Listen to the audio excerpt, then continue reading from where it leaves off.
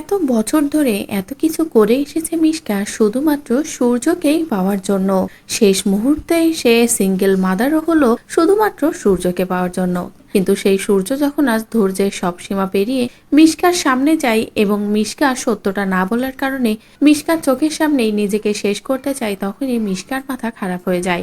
মিশকা কান্নায় ভেঙে পড়ে আর বলে, সূর্য আমি শুধু তোকে চাই, যা কিছু করছি শুধুমাত্র তোকে পাওয়ার জন্য। কিন্তু সূর্যের একটাই কথা, সূর্য কখনো কোনোদিনও মিশকার সাথে থাকবে না।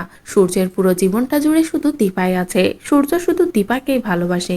যে কথা শুনে তো মিশকা আরো রেগে যায় আর বলে, দীপার ভিতরে কিছুই নেই, যা কিছু আছে সবকিছু আমার ভিতরে। কি যোগ্যতা আছে ওর কাছে বলতো, তুই বরং আমার কাছে চলে আয়। ঠিক তখনই সূর্য বলে, বেশ তাই হবে, তুই যখন আমাকেই চাচ্ছিস আমি তো তোকে চাচ্ছি না, এবার আমি নিজেকেই শেষ করে দেব। বলে যখনই সূর্য নিজেকে শেষ করতে যাবে তখনই মিশকা আটকানোর চেষ্টা করে, আর আটকানোর চেষ্টা করায় হাতাহাতি করতে গিয়ে সূর্যের হাত থেকে গুলি চলে যায় এবং মিশকা শেষ হয়ে যায়। মিশকাকে শেষ হতে দেখে তো সূর্য ভয় পেয়ে যায়, আর এরপরে চলে আসে পুলিশ অফিসাররা, সকলের সামনে সূর্যকে অ্যারেস্টও করে নেয়। কিন্তু সূর্য বারবার বলে সূর্য কিছুই করেনি, তবে সূর্যের কথা কেউ বিশ্বাস করে না। এদিকে বিশ্বাস না করার কারণে দীপাও ভেবে পায় না কি করবে। ঠিক তখনই রত্না দেবী এসে হাজির হয় আর বলে, ওই দিন ওই মুহূর্তে আমি ওখানে ছিলাম, তাই যা প্রমাণ দেওয়ার আমি দেব। বলে কোর্টে সকলের সামনে রত্না বলে, আমার কাছে এমন প্রমাণ আছে যা দ্বারা বোঝা যাবে জামাইবাবু নির্দোষ, যা কিছু হয়েছে মিশকার কারণে। বলে রত্না সব প্রমাণ দেখিয়ে দেয় যে মিশকা তাকেও মারার চেষ্টা করেছিল,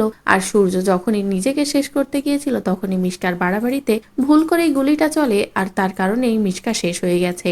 যেটা দেখে তো সকলে অবাক হয়ে যায়। তো বন্ধুরা, এবার যদি রত্না এভাবে কোর্টে গিয়ে সূর্যকে নির্দোষ প্রমাণ করে এবং সব ভুল যে মিশকা সেটা প্রমাণ করে দেয়, তাহলে সেটা দেখতে তোমাদের ঠিক কেমন লাগবে কমেন্ট করে জানাও। পরবর্তী আপডেট পেতে চ্যানেলটি সাবস্ক্রাইব করো।